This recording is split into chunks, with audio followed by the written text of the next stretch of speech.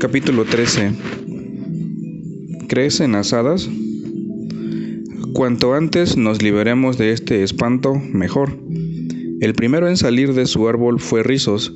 Surgió de él y cayó en brazos de Setco, que se le lanzó a Smith, que se le lanzó a Starkey, que se lo lanzó a Bill Hughes, que se lo lanzó a Nuttler, y así fue pasando de uno a otro hasta caer a los pies del pirata negro. Todos los chicos fueron arrancados de sus árboles de esta forma brutal, y varios de ellos volaban por los aires al mismo tiempo, como paquetes lanzados de mano en mano. A Wendy, que salió la última, se le dispensó un trato distinto. Con irónica cortesía, Garfio se descubrió ante ella y, ofreciéndole el brazo, la escoltó hasta el lugar donde los demás estaban siendo amordazados. Lo hizo con tal donaire, resultaba tan enormemente distingue, que se quedó demasiado fascinada para gritar. Al fin y al cabo, no era más que una niña. Quizás sea de chivatos revelar que por un momento Garfio la dejó extasiada, y solo la delatamos porque su desliz tuvo extrañas consecuencias. De haberse soltado altivamente, habría sido lanzada por los aires como los demás, y entonces Garfio probablemente no habría estado presente mientras se ataba a los niños, y si no hubiera estado presente mientras se los ataba, no habría descubierto el secreto del presuntuoso, y sin ese secreto no podría haber realizado al poco tiempo su sucio atentado contra la vida de Peter. Fueron atados para evitar que escaparan volando, doblados con las rodillas pegadas a las orejas, y para asegurarlos el pirata negro había cortado una cuerda en 9 trozos iguales. Todo fue bien hasta que llegó el turno de presuntuoso, momento en que se descubrió que era como esos fastidiosos paquetes que gastan todo el cordel al pasarlo alrededor y no dejan cabos con los que hacer un nudo. Los piratas le pegaron patadas enfurecidos, como uno pega patadas al paquete. Y por raro que parezca, fue Garfio quien les dijo que aplacaran su violencia. Sus labios se entreabrían en una maliciosa sonrisa de triunfo, mientras sus perros se limitaban a sudar por cada vez que trataban de apretar al desdichado muchacho en una sobresalía en otro. La mente genial de Garfio había penetrado por debajo de la superficie de presuntuoso, buscando no efectos, sino causas, y su júbilo demostraba que las había encontrado. Presuntuoso, blanco de miedo, sabía que Garfio había descubierto su secreto, que era el siguiente: ningún chico tan inflado emplearía un árbol en el que un hombre normal se quedaría atascado. Pobre presuntuoso, ahora el más desdichado de todos los niños, pues estaba aterrorizado por Peter y lamentaba amargamente lo que había hecho. Terriblemente aficionado a beber agua, cuando estaba acalorado, como consecuencia se había ido hinchando hasta alcanzar su actual gordura, y en lugar de reducirse para adecuarse a su árbol, sin que los demás lo supieran, había rebasado su árbol para que se adecuara a él. Garfio adivinó lo suficiente sobre esto como para convencerse de que por fin Peter estaba a su merced, pero ni una sola palabra sobre los oscuros designios que se formaban en las cavernas subterráneas de su mente cruzó sus labios. Se limitó a indicar que los cautivos fueran llevados al barco y que quería estar solo. ¿Cómo llevarlos? Atados con el cuerpo doblado realmente, se los podría hacer rodar cuesta abajo como barriles, pero la mayor parte del camino discurría a través de un pantano. Una vez más la genialidad de Garfio superó las dificultades. Indicó que debía utilizarse la casita como medio de transporte. Echaron a los niños dentro. 4 fornidos piratas la izaron sobre sus hombros y, entonando la odiosa canción pirata, la extraña procesión se puso en marcha a través del bosque. No sé si alguno de los niños estaba llorando. Si era así, la canción ahogaba el sonido. Pero mientras la casita desaparecía en el bosque, Un valiente, aunque pequeño chorro de humo brotó de su chimenea como desafiando a Garfio. Garfio lo vio y aquello jugó una mala pasada a Peter. Acabó con cualquier vestigio de piedad por él que pudiera haber quedado en el pecho iracundo del pirata. Lo primero que hizo al encontrarse a solas en la noche que se acercaba rápidamente fue llegarse de puntillas al árbol de Presuntuoso y asegurarse de que le proporcionaba un pasadizo. Luego se quedó largo rato meditando con el sombrero de mal agüero en el césped, para que una brisa suave que se había levantado pudiera removerle refrescante los cabellos. Aunque negros eran sus pensamientos, sus ojos azules eran dulces como la pervinca. Escuchó atentamente por si oía sonido que proviniera de las profundidades. Pero abajo todo estaba tan silencioso como arriba.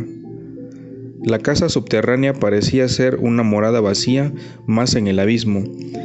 ¿Estaría dormido ese chico o estaba apostado al pie del árbol de Presuntuoso con el puñal en la mano? No había forma de saberlo, excepto bajando. Garfio dejó que su capa se deslizara suavemente hasta el suelo, y luego, mordiéndose los labios, hasta que una sangre obscena brotó de ellos, se metió en el árbol. Era un hombre valiente, pero por un momento tuvo que detenerse allí y enjugarse la frente que le chorreaba como una vela. Luego se dejó caer en silencio hacia lo desconocido. Llegó sin problemas al pie del pozo y se volvió a quedar inmóvil, recuperando el aliento, que casi lo había abandonado. Al írsele acostumbrando los ojos a la luz difusa, varios objetos de la casa de debajo de los árboles cobraban forma, pero el único en el que posó su ávida mirada, buscado durante tanto tiempo y hallado por fin, fue la gran cama. En ella yacía Peter profundamente dormido. Ignorando la tragedia que se estaba desarrollando arriba, Peter, durante un rato después de que se fueran los niños, había seguido tocando la flauta alegremente, sin duda un intento bastante triste de demostrarse a sí mismo que no le importaba. Luego decidió no tomarse la medicina para apenar a Wendy. Entonces se tumbó en la cama encima de la colcha para contrariarla todavía más, porque siempre los había arropado con ella, ya que nunca se sabe si no se tendrá frío al avanzar la noche. Entonces casi se echó a llorar, pero se imaginó lo indignada que se pondría si en cambio se riera, así que soltó una carcajada altanera y se quedó dormido en medio de ella. A veces, aunque no a menudo, tenía pesadillas y resultaban más dolorosas que las de los otros chicos. Pasaban horas sin que pudiera apartarse de estos sueños, aunque lloraba lastimeramente en el curso de ellos. Creo que tenían que ver con el misterio de su existencia. En tales ocasiones, Wendy había tenido por costumbre sacarlo de la cama y ponérselo en el regazo, tranquilizándolo con mimos de su propia invención, y cuando se calmaba lo volvía a meter en la cama antes de que se despertara del todo, para que no se enterara del ultraje a que lo había sometido. Pero en esta ocasión cayó inmediatamente en un sueño sin pesadillas.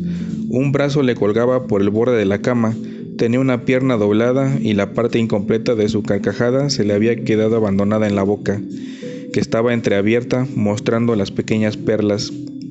Indefenso como estaba, lo encontró Garfio. Se quedó en silencio al pie del árbol mirando a través de la estancia a su enemigo. Se estremeció su sombrío pecho con algún sentimiento de compasión. Aquel hombre no era malo del todo, le encantaban las flores y la música delicada, y, admitámoslo con franqueza, el carácter idílico de la escena lo conmovió profundamente. De haber sido dominado por su parte mejor, habría vuelto a subir de mala gana por el árbol si no llega a ser por una cosa. Lo que le detuvo fue el aspecto impertinente de Peter al dormir, la boca abierta, el brazo colgando, la rodilla doblada. Eran tal personificación de la arrogancia que, en conjunto, jamás volverá, esperamos, a presentarse otra igual ante sus ojos tan sensibles a su carácter ofensivo. Endurecieron el corazón de Garfio Si su rabia lo hubiera roto en 100 pedazos, cada uno de estos habría hecho caso omiso del percance y se habría lanzado contra el durmiente. Aunque la luz de la única lámpara iluminaba la cama débilmente, el propio Garfio estaba en la oscuridad y nada más dar un paso furtivo hacia adelante se topó con un obstáculo, la puerta del árbol de Presuntuoso. No cubría del todo la abertura y había estado observando por encima de ella. Al palpar en busca del cierre, descubrió con rabia que estaba muy abajo, fuera de su alcance. A su mente trastornada le dio la impresión entonces de que la molesta cualidad de la cara y la figura de Peter aumentaba visiblemente y sacudió la puerta y se tiró contra ella. ¿Acaso se le iba a escapar su enemigo después de todo? Pero, ¿qué era aquello? Por el rabillo del ojo había visto la medicina de Peter colocada en una repisa al alcance de la mano. Adivinó lo que era al instante y al momento supo que el durmiente estaba en su poder. Para que no lo cogieran con vida, Garfio llevaba encima un terrible veneno, elaborado por él mismo a partir de todos los anillos mortíferos que había llegado a sus manos. Los había cocido hasta convertirlos en un líquido amarillo desconocido para la ciencia y que probablemente era el veneno más virulento que existía. Echó entonces 5 gotas del mismo en la copa de Peter. Le temblaba la mano, pero era por júbilo y no por vergüenza. Mientras lo hacía evitaba mirar al durmiente, pero no por temor a que la pena lo acobardara, sino simplemente para no derramarlo. Luego le echó una larga y maliciosa mirada a su víctima y volviéndose subió reptando con dificultad por el árbol.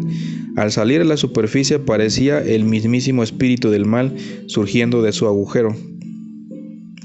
Colocándose el sombrero de lado de la forma más arrogante, se envolvió en la capa, sujetando un extremo por delante como para ocultarse de la noche, que estaba en su hora más oscura, y, mascullando cosas raras para sus adentros, se alejó sigiloso por entre los árboles. Peter siguió durmiendo. La luz vaciló y se apagó dejando la vivienda a oscuras, pero él siguió durmiendo. No debían de ser menos de las 10 por el cocodrilo, cuando se sentó de golpe en la cama, sin saber que lo había despertado. Eran unos golpecitos suaves y cautelosos en la puerta de su árbol.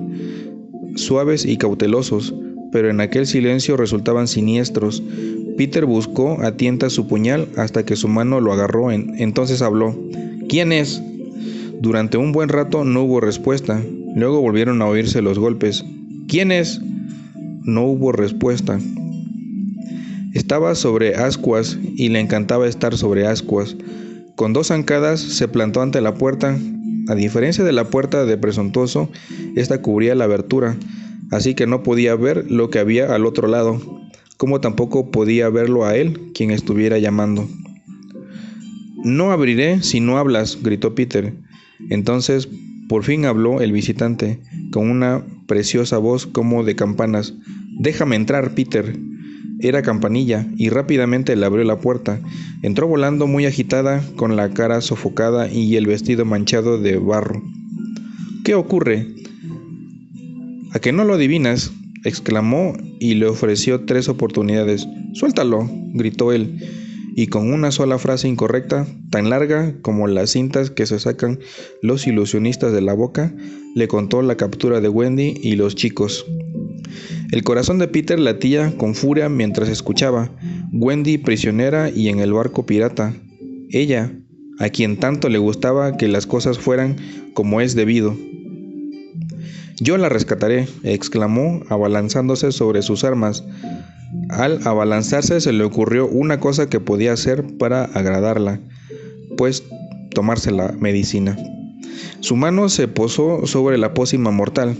«¡No!», chilló Campanilla, que había oído a Garfio mascullando sobre lo que había hecho mientras corría por el bosque. «¿Por qué no? Está envenenada». «¿Envenenada? ¿Y a quién iba a envenenar?» «Garfio». «No seas tonta. ¿Cómo podría llegar Garfio hasta aquí?»